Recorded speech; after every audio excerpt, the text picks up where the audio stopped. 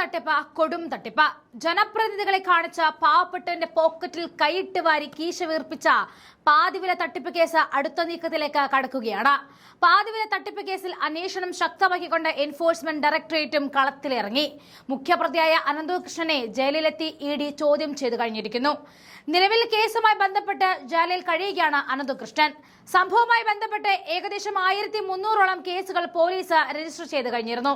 ആ കേസുകൾ ക്രൈംബ്രാഞ്ച് ഇപ്പോൾ അന്വേഷിച്ചു വരികയാണ്. ഈ ഘട്ടത്തിലാണ് ഇ ഡി കൂടി കേസിൽ ഇപ്പോൾ അന്വേഷണം മുറുമുറുക്കുന്നത്. നിലവിൽ ജുഡീഷ്യൽ കസ്റ്റഡിയിലുള്ള അനന്തുവിനെ ചോദ്യം ചെയ്യുവാൻ കോടതിയുടെ പ്രത്യേക അനുമതിയോടെയാണ് ഇ ഡി ഉദ്യോഗസ്ഥർ എത്തിയത്. തട്ടിപ്പിലൂടെ ലഭിച്ച പണം എങ്ങോട്ടാണ് മാറ്റിയത്, ഇതിൽ മറ്റാർക്കൊക്കെ പങ്കുണ്ട് തുടങ്ങിയ കാര്യങ്ങളാണ് പ്രധാനമായിട്ടും ചോദിച്ചറിഞ്ഞത്. മണിക്കൂറുകൾ നീണ്ട ചോദ്യം ചെയ്യലിൽ തട്ടിപ്പിന്റെ സാമ്പത്തിക സ്രോതസ്സുകളെ കുറിച്ച് നിർണായക വിവരങ്ങൾ ലഭിച്ചതായിട്ടാണ് സൂചന. കേസുമായി ബന്ധപ്പെട്ട 12ഓളം ഇടങ്ങളിൽ ഇ ഡി റെയ്ഡും നടത്തിയിരുന്നു. അനന്തകൃഷ്ണൻ അടക്കം കേസിൽ കൂടുതൽ പേരെ അറസ്റ്റ് ചെയ്യുവാനും കൂടുതൽ പേരെ ചോദ്യം ചെയ്യാനുമുള്ള നടപടികളും ഇ ഡി തുടങ്ങിവെച്ചിട്ടുണ്ട്. കേസിൽ സ്വത്ത് കണ്ടുകെട്ടൽ നടപടി അടക്കം ഇ ഡി സ്വീകരിക്കും. സാധനങ്ങൾ പകുതി വിലയ്ക്ക് നൽകാമെന്ന് വാഗ്ദാനം ചെയ്ത നൂറുകണക്കിന് ആളുകളിൽ നിന്നുമാണ് പ്രതികൾ പണം തട്ടിയത്. സോഷ്യൽ മീഡിയ വഴിയും മറ്റും വൻ പ്രചാരണം നൽകിയാണ് ഇവർ ഇരകളെ കണ്ടെത്തിയത്.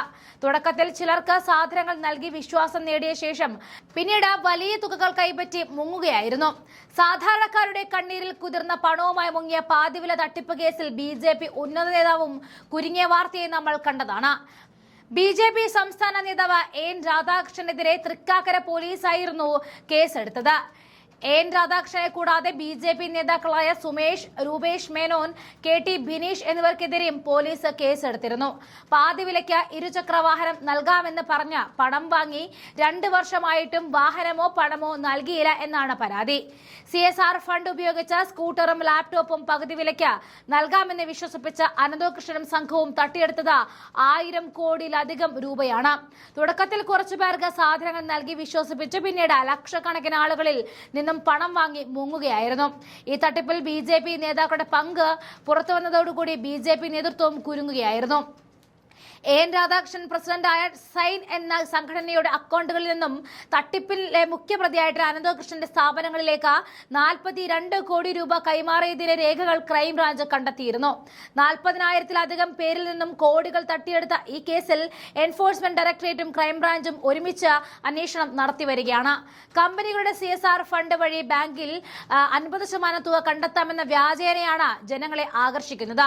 തുടക്കത്തിൽ കുറച്ചുപേർക്ക് സാധനങ്ങൾ നൽകി വിശ്വാസം ഉറപ്പിക്കുകയും പിന്നീട് വലിയൊരു തുക മുൻകൂറായി വാങ്ങിയ ശേഷം സാധനങ്ങൾ നൽകാതെ കബളിപ്പിക്കുകയാണ് ചെയ്യുന്നത്. അനന്തകൃഷ്ണൻ എന്ന ആൾ തന്റെ സ്വകാര്യ ഏജൻസി വഴിയാണ് പണം സ്വീകരിച്ചിരുന്നത്. രാഷ്ട്രീയ നേതാക്കളുടെയും പ്രമുഖരുടെയും ചിത്രങ്ങൾ കാണിച്ച ആളുകളെ വിശ്വസിപ്പിക്കുകയായിരുന്നു ഇയാൾ ചെയ്തത്. 2025-ലെ റിപ്പോർട്ടുകൾ പ്രകാരം ആയിരക്കണക്കിന് പരാതികൾ രജിസ്റ്റർ ചെയ്തിട്ടുള്ള ഈ തട്ടിപ്പ് പലരിൽ നിന്നും ലക്ഷങ്ങൾ തട്ടിയെടുത്തതായിട്ടാണ് ക്രൈംബ്രാഞ്ച് അന്വേഷണത്തിൽ വ്യക്തമായത്.